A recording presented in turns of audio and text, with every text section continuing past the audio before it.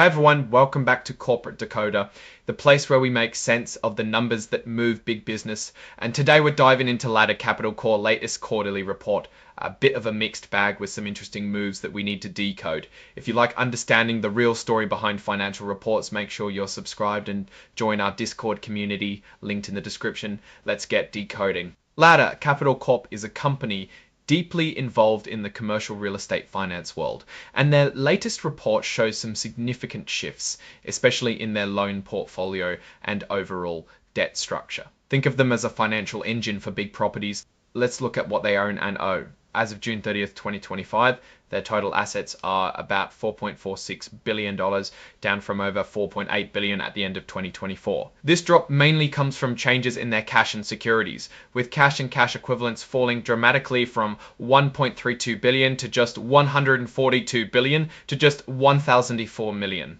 They've clearly used up a lot of their readily available cash. On the debt side, their total debt obligations also decreased, going from about $3.14 billion at the end of 2024 to $2.78 billion by June 30th, 2025. This is a good sign, showing they're paying down their liabilities. It's like they're trimming the fat off their financial structure. When we look at how they've performed over the first 6 months of 2025 compared to 2024, it paints a picture of lower revenues. Interest income dropped significantly from $18.4 million to $127 million. Interest expense also fell, but not as much, from $113 million to $85 million, meaning their net interest income took a hit, going from $71 million down to $41 million. This tells us that the overall market conditions might be impacting how much they can earn from their loans and investments. Interestingly, for the first half of 2025, they actually had a release of loan loss reserves, meaning they needed to set aside less money for potential bad loans, a small positive of $123,000 compared to a provision of over $10 million in the first half of 2024. This suggests their current loan book might be seen as less risky, or perhaps they've improved their risk management. Their other income sources also saw a dip from $74 million in the first half of 2024 to $65 million in the first half of 2025. Real estate operating income, a key part of their business, saw a slight decrease from $50 million to $47 million. On the expense side, there's a notable decrease in compensation and employee benefits, falling from $34 million to $30 million for the first 6 months. This could be due to fewer employees, lower bonuses, or possibly a change in their stock-based compensation approach. All these factors combined resulted in a lower net income for the first half of 2025, coming in at $28 million compared to $48 million in the same period of 2024. It's a noticeable drop, and they're making less profit on the same amounts of invested capital. Now, digging into the loans themselves, they're mortgage loan receivables held for investment. So the loans they plan to keep stand at about $1.59 billion. This amount has stayed fairly stable, but the weighted average yield has actually decreased slightly from 9.34% at the end of 2024 to 8.98% in mid-2024 to 8.98% in mid-2024 to 8.98% in mid-2024 to 8.98% in mid-2024. Their securities portfolio, however, has grown substantially. It jumped from about $1.08 billion at the end of 2024 to $1.97 billion by June 30th, 2025. This shows a strategic shift, moving more capital into securities. To finance some of these activities, they use repurchase agreements, and these short-term borrowings amounted to about $62 million at June 30th, 2024. Their big funding source is senior unsecured notes, totaling about $2 billion outstanding. This is a significant chunk of their capital structure, and they've been actively managing it. They actually issued $500 million in new notes in July 2025 and paid off their 2025 notes. Looking at their entire loan portfolio, it's quite telling where their risk lies. For their mortgage loans, the largest portion, about $909 million, originated in 2021 and earlier. This means a significant chunk of their loans are older, and how these perform in the current market is key.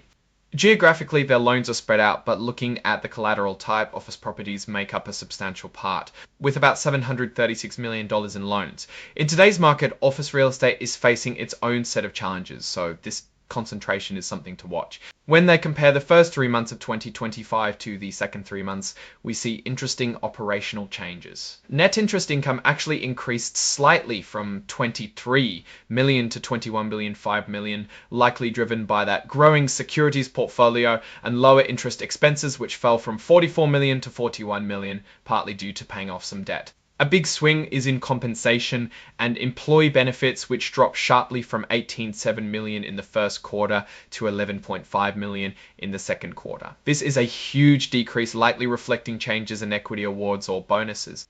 Real estate operating income jumped from 21.7 million to 25.7 million, which is a positive sign for their property management side. They also talk about something called distributable earnings, a non-GAAP measure they use to show their operational performance without certain non-cash items and unrealized results. For the first quarter of 2025, their distributable earnings were 25.4 million, and for the second quarter, they rose to 30.9 million.